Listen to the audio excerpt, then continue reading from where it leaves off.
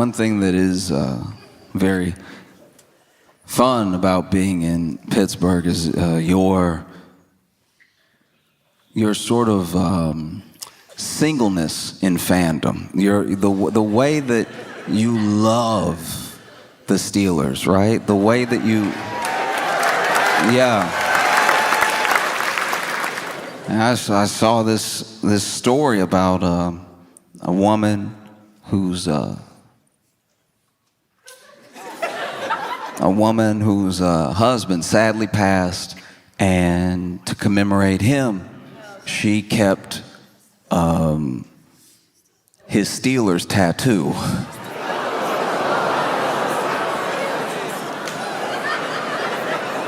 I'm glad we're on the same page.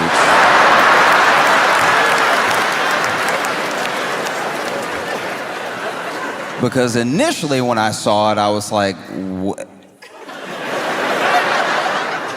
Yeah, no, kept the Steelers tattoo and it's like in a little. And then in the article, she was like, yes, we kept the tattoo. No, we don't think it's weird. And I was like,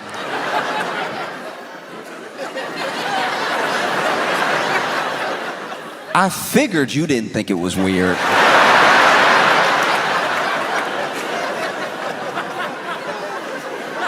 Seems like it was your idea. That would be wild if you were sitting there holding the plaque like, I can't believe they let us do this. This is...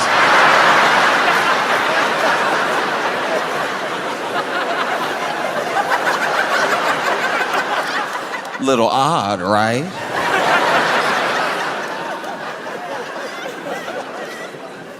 And look, I don't know. Wow. Like when I saw it, I was like, because also, look, I'm not gonna linger on it too long, but it was a big tattoo, so I don't even know what that, is that back? Is that arm? Is that, you know what I mean? And maybe this is something that the husband would have loved. Maybe he's like, yeah, keep it, put it in the living room, right? I don't know. I also don't know how hauntings work, but I imagine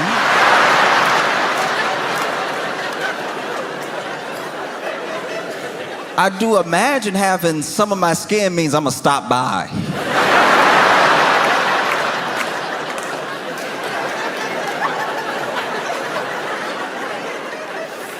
If anybody ever kept some of my neck, I think I'd be like, we have to have a discussion.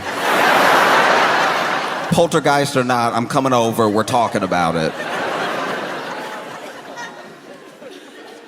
You know, you already have to be careful in people's houses because you never know who got the urn on the mantle or something like that. I don't know why they don't sell urns with like a lock on it. Every urn I've ever come across just been ready to be opened like a cup of sugar. We gotta start making urns harder to spill. You know what I mean?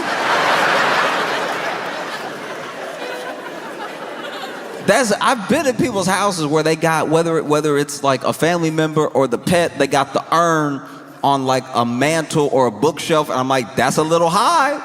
If it falls, they will be everywhere. And it does sort of, I don't know. It does taint the memory a little bit if this urn fall and now you gotta Dyson him up.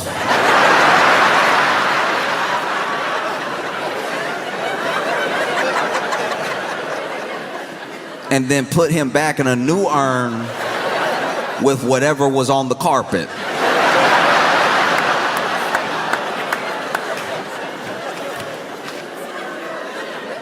Just something to think about, baby. Literally, just even McDonald's cups are harder to spill.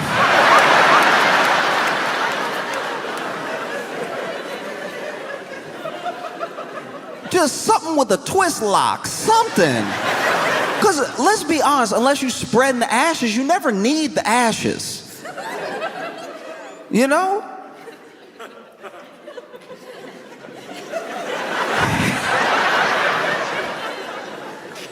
It's not like you hiding something in the ashes and then you're gonna open up the urn, pull out the Glock. Like that'd be a wild home invasion. That'd be imagine you're, let's say somebody, goodness forbid, but let's say somebody broke in your house or something like that, and then they've got you and the family held hostage, and maybe you did something to them. Maybe you're a healthcare CEO, right? And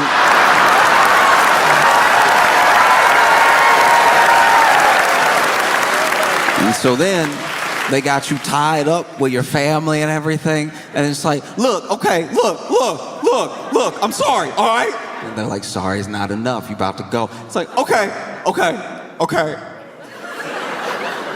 All right, I get that, but okay, but a long time ago, my wife passed, and I always said that, like, whenever I go, I'd like to go with her, and she's right there. Intruder gonna be like,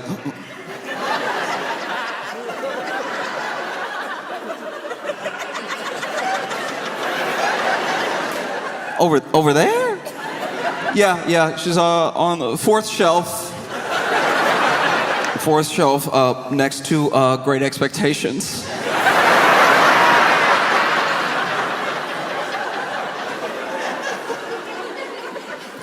If I could just like hold her, I'll just, just small kindness. Let me hold her while you bow. The intruder's like, okay, go ahead. Go get her.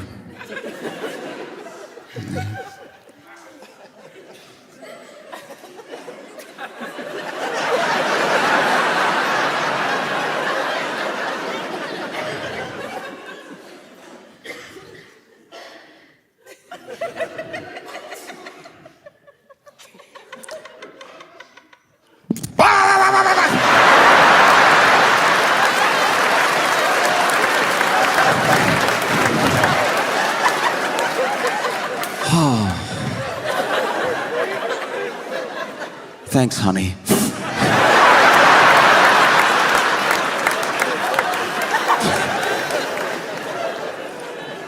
No, it's wild. Because now that mantle it's like in a frame. And I guess they're gonna put it on the wall. That seemed just as precarious as any urn. Imagine you having a house party. And somebody bumped the frame, it fall. Now you getting yelled at. You knocked over daddy.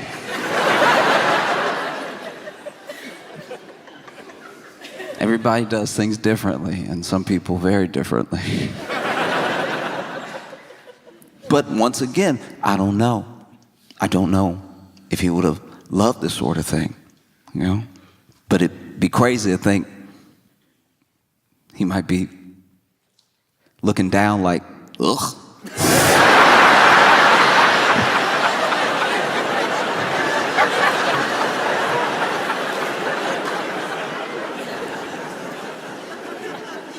But in case he loves this sort of thing, and in case he can hear us on 3, I'd love all of you to join me in a Go Steelers. 1, 2, 3. Yeah.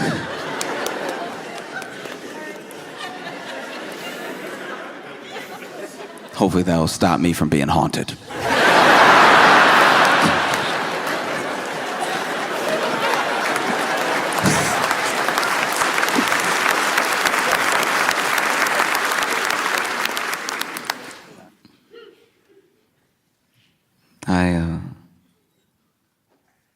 In my life, I've had a lot of roommates, and it's funny because, like, I don't know. I've talked about this before, but like, roommates is like extra family because you're poor.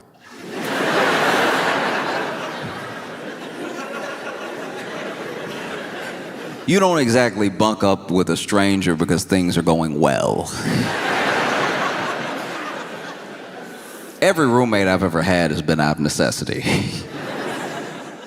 And you just gotta get used to it. But it's crazy because people, the way that people are roommates is usually a clue into how they lived before, like how they were raised, potentially. Maybe they were raised to act differently than they're acting as roommates, and this is them out on their own for the first time, rebelling against all these rules they had at home when they were, younger. That's the most charitable way to put it. Like, I think mostly a lot of people are insane. And there's nothing like having like a messy or lunatic roommate, and then maybe you do become friends though. Maybe you're friends, maybe you're friendly. And then you go visit them at their house and you see that it's pretty much the same. This person is wild through and through. I had a roommate that,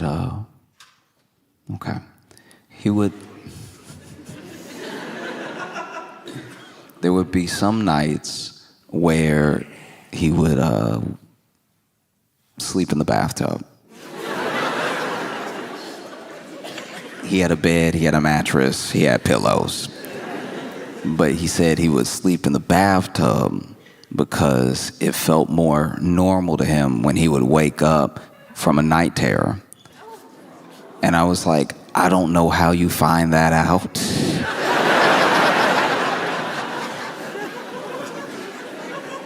That means this man had night terrors and tried every room before he went tub.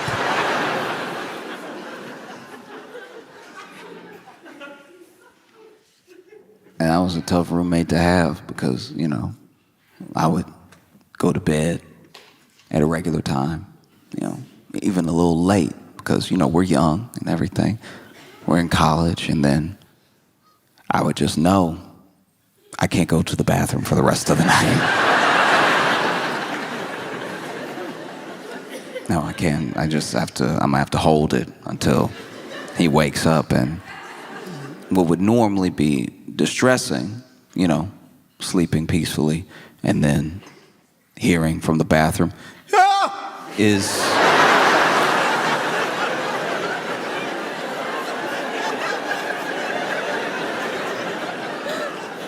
only made a relief, because then I know, okay, he's up, I can go.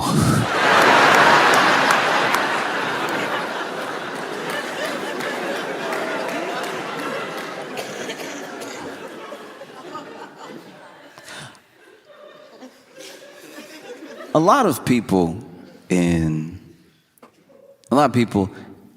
America worry about terrorism. This is a top concern for some people, and it just depends, mostly, to me at least, on when you were born, And I think that within this understanding of terrorism, there are many different definitions, One definition is someone who stokes fear and anxiety for the purpose of fear and anxiety in their enemies. And there's a lot of talk of terrorism or potential terrorism. People get called terrorists all the time, and there are some people that want to equate terrorism to one specific group, one specific religion. But I know that there are terrorists, but the terrorists that I'm talking about, they have no religion. The terrorists that I'm talking about, the terrorists that I believe already live in the U.S., they don't have some God that they call to for their purpose of doing what they do. They just do it to stoke fear and anxiety. I'm talking about people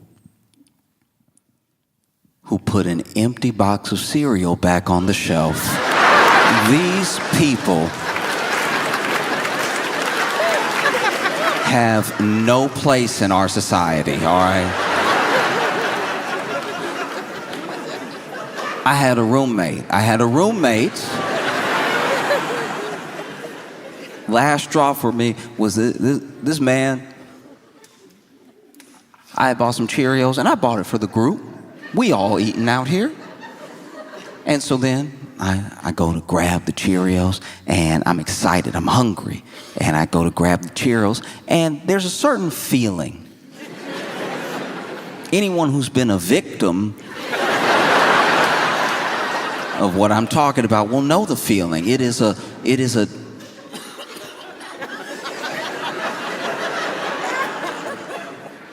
weightlessness of despair.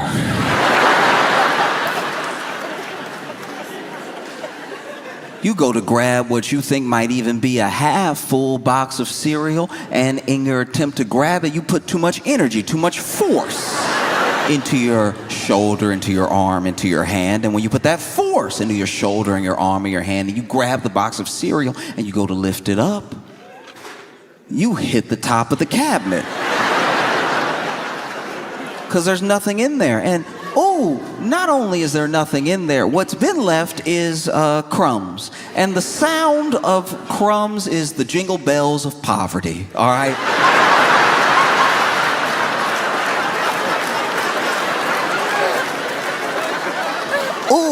I've never felt poorer than when I hear crumbs. Hearing crumbs is right out of Oliver Twist. Crumbs is what Charles Dickens wrote all his best work to. I didn't even think I could hear crumbs. Oh, but they have a sound. It's a mix between bread particles bouncing off each other and then a whisper. It's in a moment. It's something that almost can't be identified.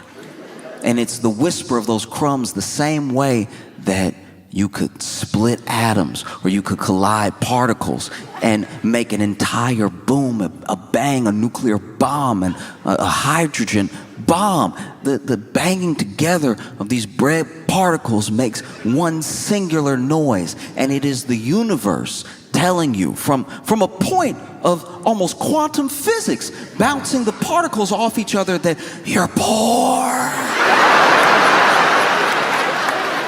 That's the sound of poor. Wouldn't you love to say yum? You'll never say it. You're too poor. These are crumbs.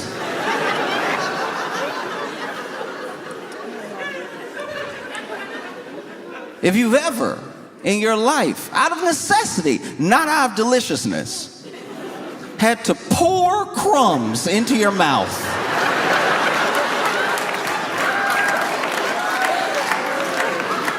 only in the Bible do I imagine this level of thirst for food. You might as well be in the desert. Even if you are in your Pittsburgh apartment, you might as well be in the desert if you are opening your mouth, letting it hang, while an entire bag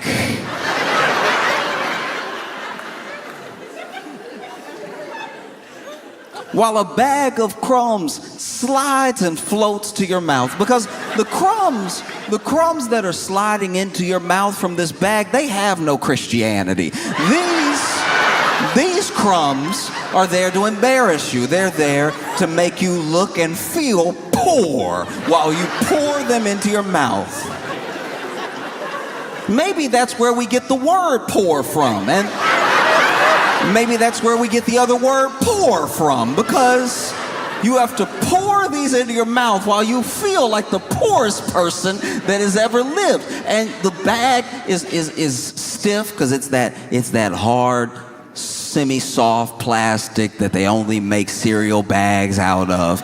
And because of that, it's got a lot of ridges. It's got a lot of things that the crumbs can slide and get caught up on, you know?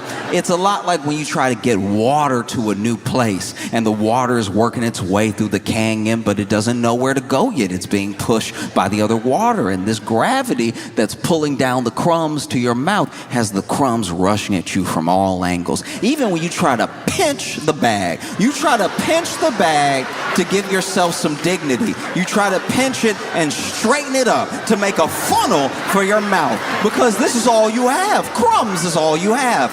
Crumbs is your life. And so you make it as straight as possible. You slide it down. Only when you are making a paper plane do you have this level of intent as you straighten something out. You straighten it out as much as possible, and then you dip it into your mouth, and still the ridges find a way.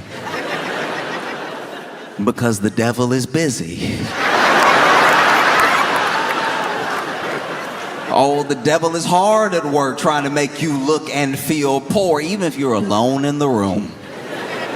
You pour the crumbs, they're rushing from all angles, skiing down the plastic to your mouth. But then something happens. You don't know if it's in the middle of the bag or it's at the very edge, because some bags, depending on what cereal you get, have smooth tops and some have ridged tops, okay? That's going to be important, because if it's a smooth top, the crumbs will slide out. If there's ridges right at the top, that means that the crumbs have one last giddy up before they get to your mouth. And so then not only do they giddy up, but you are looking for the food. You'd at least like to see what you're eating. And so you're looking down the bag, and the crumbs are like, we can go anywhere. We could go in your mouth, we could go up your nose, but we love to go in your eyes. And so then you're standing there with crumbs in your mouth and in your eyes and down your face and down your shirt, because as soon as they got in your eyes, they stung, because crumbs are sharp. You might as well juggle knives over your open eyes. You know what that feels like? To be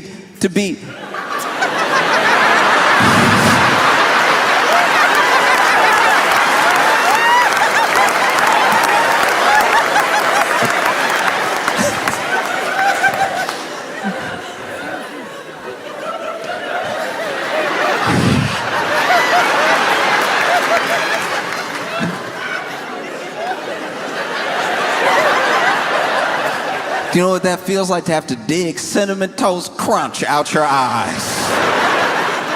Every cereal sharp. Every cereal is sharp. And so I remember I was a victim of terrorism.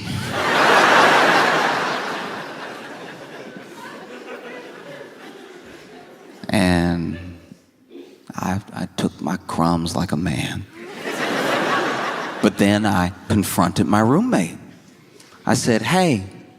I know what you did. You know what you did.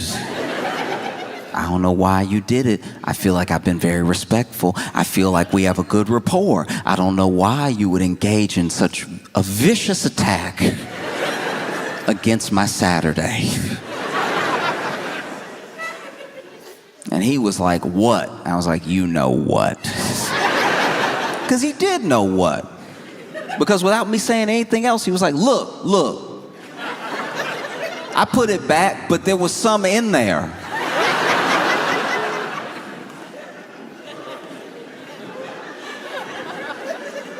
And I said, some crumbs? He's like, no. There was Cheerios in there. And then I thought, okay, maybe I've made a mistake. Maybe I have accused the wrong roommate, because I have more than one. And so then I walked to the kitchen with him, because the bag and the box were laying on the ground, because I obviously had to run to the bathroom and wash my eyes out of the very sharp cereal. And at this time, first of all, I need to go back. This is the second time this had happened, all right? And so first time was Cinnamon Toast Crunch, and then the next time it was Cheerios. That's my mistake. And so then he was like, there was some in there, and then we walk over, and the bag and the box are strewn on the floor like a crime scene. Because I had to drop them immediately. I also got Cheerio in my eye. And I was like, there was nothing. And you know there was nothing because it was only crumbs. And now the crumbs are in me and on me. And then he's like, no, there was something left. I was like, what left? And he was like, there was one Cheerio. And I was like, now I know. You might as well be Osama bin Laden, because the fact that there was one Cheerio you chose to not eat and leave means you're out of your mind. And then I looked, and sure enough, there was one Cheerio on the ground. One Cheerio. A single Cheerio. Like a British person saying goodbye.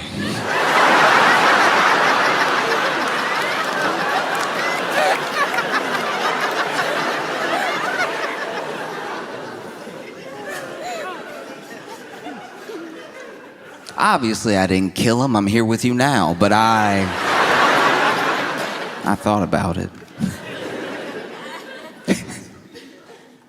I struggled a lot, growing up, even into like early adulthood, with opinion of myself, with like body image and everything. It's very difficult sometimes for any young person to believe, if they don't already believe, that they are lovable or that they are good in just the way that they are. Basically, that they are enough. You're still working on yourself. There's still things you want to do with your life. You got your whole life ahead of you, but there's nothing extra you have to do to be worth anything, And it's a hard thing to convince someone of who doesn't believe it. I wish more people believed it. If you saw yourself the way that the people that love you see you, what a beautiful world that would be,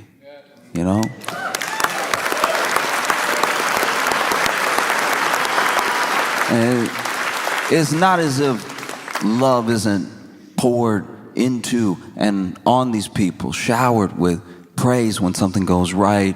Not everyone gets it, but even for the people that do, they still struggle with body image, they still struggle with confidence. And then for the people who should have people that they look up to, maybe not giving them any of that, either being indifferent to them or actively hurting their confidence.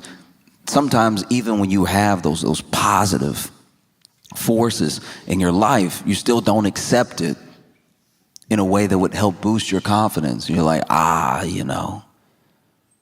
she loves me, but that's like my mom.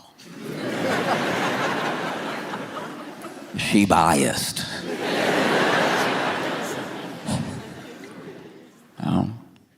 And I know for me, I spent a ton of time trying to work on myself in different ways. Some things that I actually needed, some things that built me up, and some things that were maybe a little bit unnecessary, I really struggled to look at myself in any positive way until I got really fit. Like in my head, really, really fit. I should look like I saw other guys and I thought I should look like that. I should look like a version of that, at least, And never mind that I'm looking at dudes who have been on their own journey or struggle with their own confidence, or maybe get a little extra help to look the way that they look. I don't know.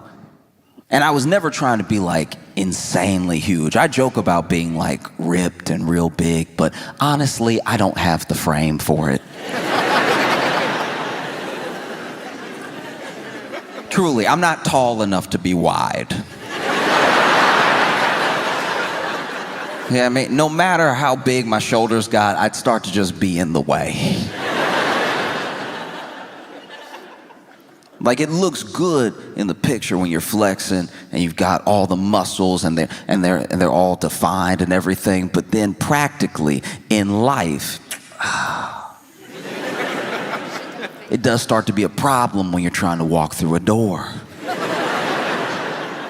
You don't want to be on a date and see a door and go, uh-oh.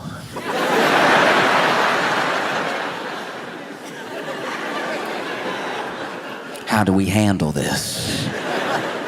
You know, because the shoulders, the hips, they're all wide and muscular, but that door frame, oof, making all of them standard. I can't believe they're doing this. And then you're holding hands, you get to the door, and you're like, you first.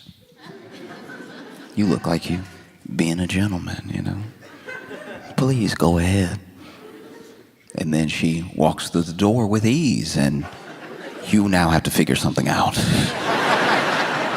You're standing on the opposite side of the door, and you're like, oh, okay.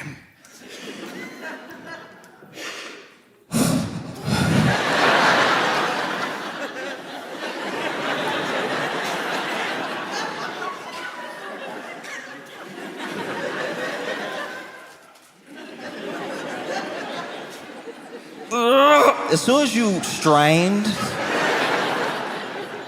you let her know this isn't going to be the life for her.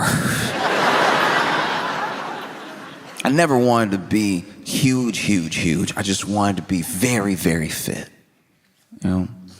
And I worked on it with some success, with less success. But even when I started to work out, I realized that wasn't really the issue.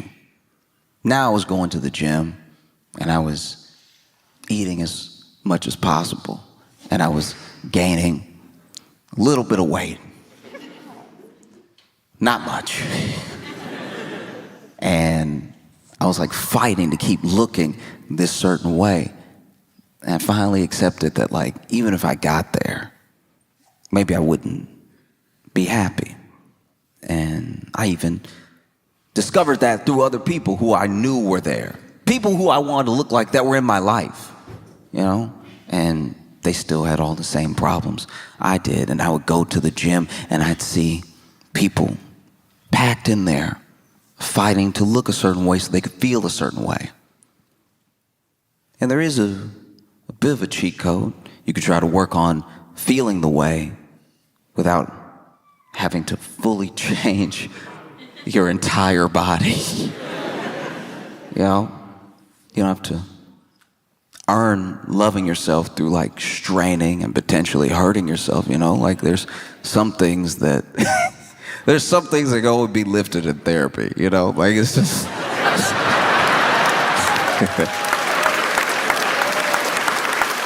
and but I remember I would see these workouts, and sometimes you see people get creative. There are a couple machines that are pretty straightforward. You sit down, you want to row, you put your feet here, and you pull. And that's the exercise right here. This is just what you do, and you do it for your back.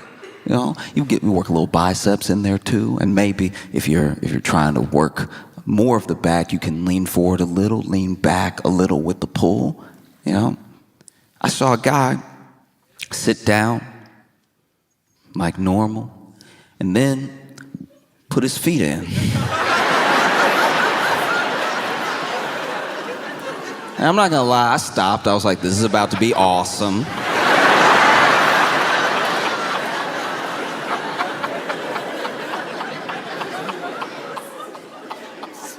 This man, I don't know what muscle it works out. It seems like it just ruins your joints, but he went,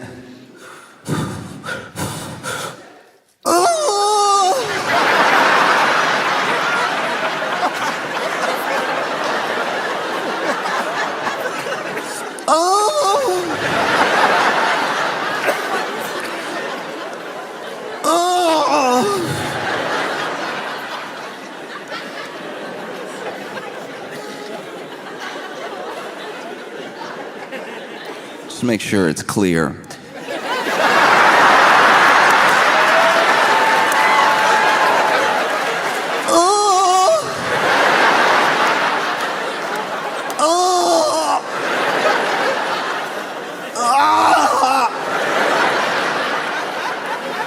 and it looked like it felt like it sounded.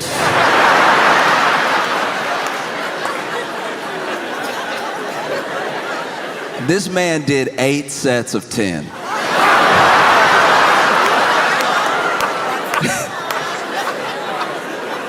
And I watched the whole thing.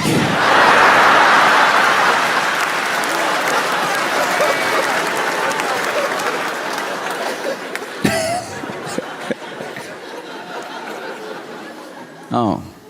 There was even a time where I went to the gym and, you know, I was working out my legs differently.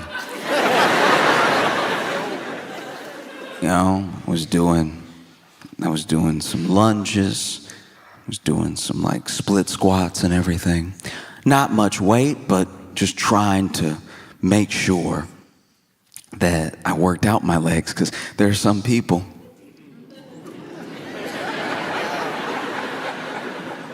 that in all that self-consciousness and all of that wanting to build up for yourself, your body and your image, they still only work on the glamour muscles. They forget the base. They forget their core sometimes, and they definitely forget their legs. And we've been told since we were children that the legs are important.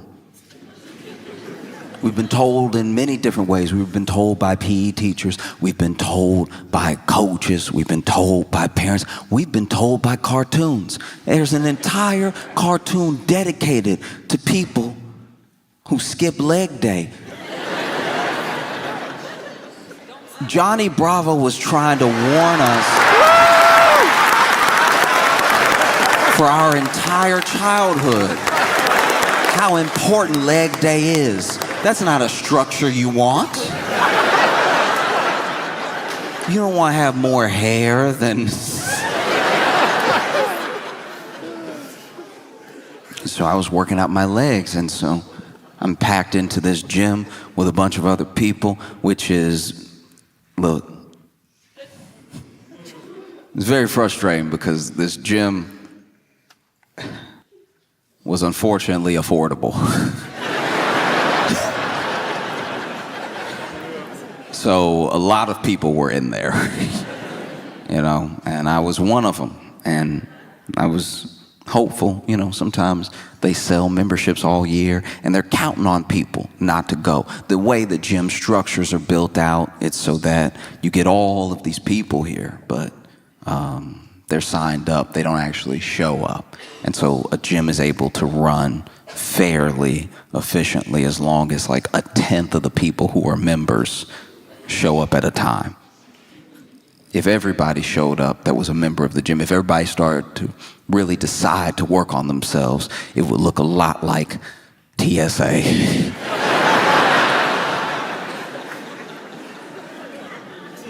Be very little movement. The only way to work out would be passing the weights, just you can have some. And while I was in the gym, packed in there with everybody else, there was a fire alarm that went off and some smoke that we saw. And, you know, I didn't see any fire, but 2 out of 3 signs isn't bad. And so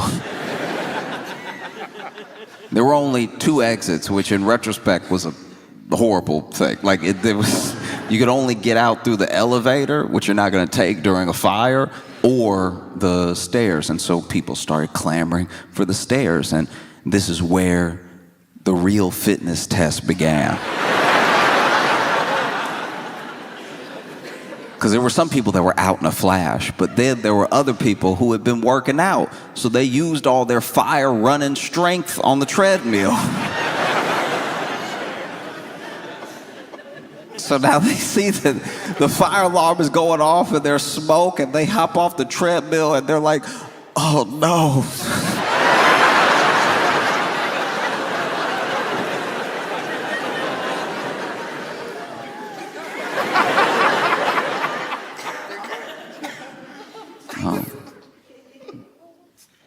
And then there were other people, what I would assume people who were a bit out of their mind, that even treated the running out of the gym like a workout. There was one lady literally still looking at her watch going,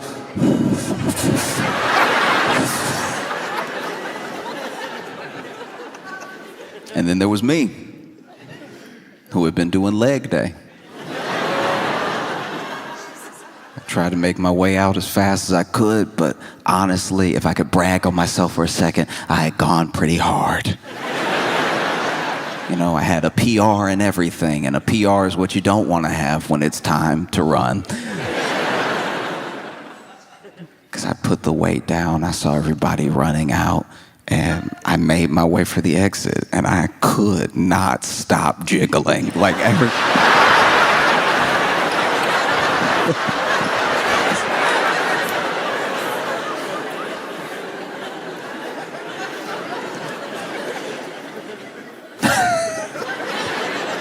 And yeah, I don't know if you've ever been in a situation where you have to evacuate for a fire, but nobody moves like there's a fire. Even as you're going downstairs to like get out of the building that has smoke in it that is like clearly, at least seemingly on fire, you still get people that do that thing that people do when they get to the top of the stairs, where now that they're clear, they just enjoy their day. If you've ever been in a walkway, there are people who can't wait. At the beginning of the stairs, they can't wait to get up there. And then as soon as they get up there, as soon as they are past the last step, they're like, oh, yes. As if there's not a ton of people behind them. And so I'm noticing as I'm shaking and jiggling down the steps, how slow people are going down the steps. And so people do start to scream like, hey, hurry, move it, you know, fire. And then we get outside, and it was next to the door. One of the reasons everybody was slowing up was that same lady was out front near the door, just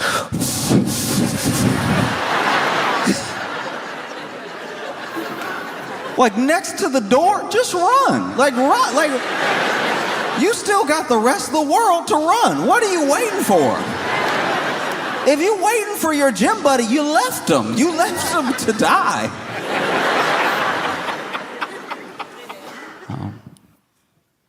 It's funny because I was watching the news and I saw this, can't really call it a debate, it was more of a screaming match. But it was on CNN. And on CNN, okay.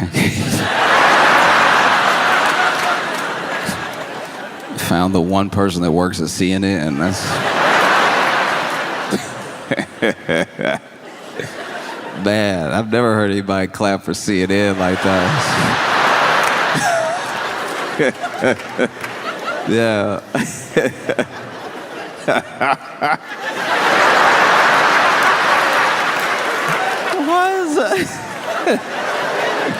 Now, to be fair, though, look. To be fair, we don't know where our friend is from, and CNN abroad is actually substantially better. Like, when you watch CNN and you're in like France or something, it is actually like engaging programming. That we really are the only ones that do CNN the way we do CNN. Like, as an example, when you travel the world, McDonald's is still fast food. We're the only ones that made it poison. You know, every other country, they just say what happened on the news. They just tell you. They're like, oh yeah, no, then these people came, and then the other people came, and then the first people left, and the second group of people left. It's really mostly in the US where you watch news and it's like chaos in the streets.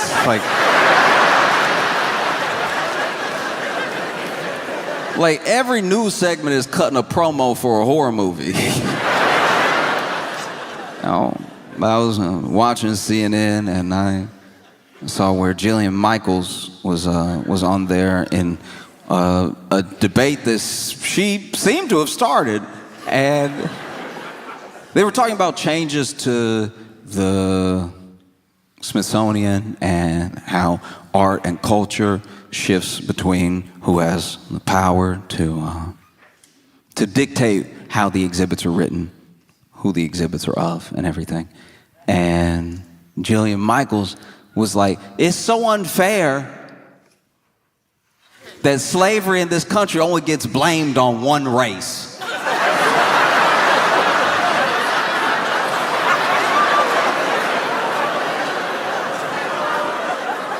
Look, as outrageous as that is genuinely funny. Like, look, I'm not gonna tell anybody how to feel, but if you heard the words I said, that Jillian said, and you immediately got angry, I would ask you to take a step back. I'm not gonna tell you how to feel. You could be angry if you want to be angry, because it is a very short-sighted, ignorant thing to say, but that's precisely why it's so funny. It is absolutely hilarious. But the best way I can describe why this is funny is when I was a kid, I would be at home alone for about 3 hours. I would get off, from school. I would do practice, and then I would get home and be alone for about 3 hours, right? So for 3 hours, I was the only person in the house. And one day, I was just walking through the house. I was eating something. I think I was like eating some Easy Mac and walking, not paying attention where I was going. And I knocked over this vase. And it was a vase that my mom loved, right? And so it smashes on the ground. And I genuinely didn't know what to do, because I was like, man, I'm going to be in a huge amount of trouble. I need to think of something. And in my head, I was like, what should I do? Should I call my mom now and be like, hey, when you get home, you will want to beat me. But I feel like if I tell you now and you're going to be like on shift for another half hour, and then just the concern, because I never call you, I'm hoping the concern that you have that I am calling you you'll be so relieved that I'm alive, that I'm not dead, you'll want to kill me less. You know, because having that coworker be like, it's your son, you know what I mean? And then have you be like, oh, what, my baby? And then I tell you what I'm about to tell you, and then you're like, oh, I'm just so glad you're still with us that I would hate to make it so you were not, right? That was one thought. Then the other thought was, look, I've given this whole having a family thing a good run. Maybe I dip right now. Maybe I leave home right now.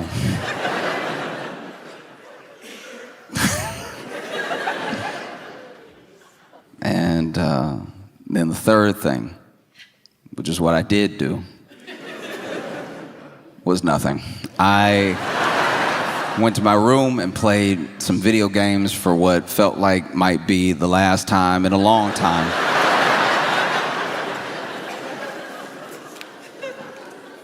And then my mom got home.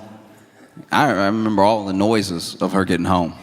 I remember the like screen door, and then the lock, and then the lock turning, and then the deadbolt turning, and then her walking in, the screen door shutting behind her, her shutting the door, her locking the door, and the deadbolt. Again, every footstep from the front door to the kitchen, because she missed it at first. And then every footstep after the kitchen back into the living room, where I heard my name. And not my name the way you know it, my full legal name.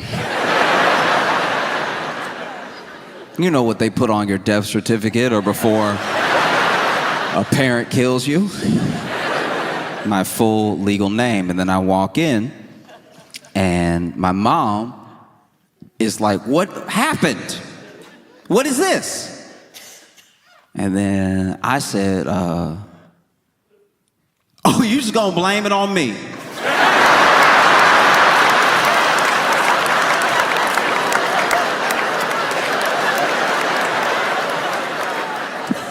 wow, wow.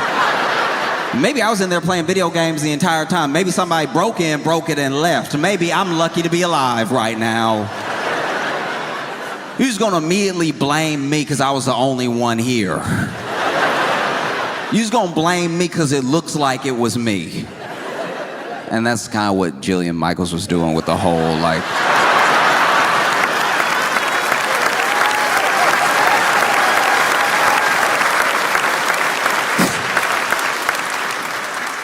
Yeah, that's kind of what she was doing.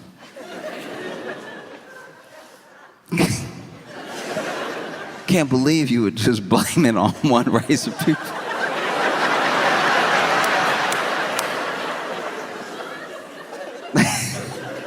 And it's so funny, too, because when it comes to history like that, there are always these bad actors that try to pull the thinnest straw man out of the woodwork, you know? There'll always be that person. There was a guy, I don't actually remember his name, and this is before slavery in the U.S. was more based on race and before more people were shipped to the U.S. There was a dude that I've read about that apparently was of African descent, and he came over and he had about 2 or 3 slaves. And one of those slaves was seemingly of the Caucasian persuasion. And whether this thing is true or a myth, I've heard it my entire life when referencing slavery, that there was one black guy who had a white slave. And I'm like, look, even if that's true, that's not what it's known for.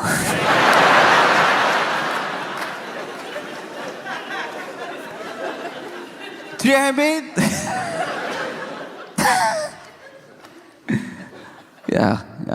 You're just picking and choosing how you present an entire idea. And it makes sense to me that someone like Jillian Michaels would say something like this. She is from a reality TV show. She's known for the show The Biggest Loser. Yeah, that's who she is, that coach from The Biggest Loser. You know, the nice one. The Biggest Loser was a show, I don't think it's still on the air anymore, so if you're not familiar with the show, it was a show where they would bring on people who were overweight, struggling with image and everything, and they would help them lose weight by making them do slavery.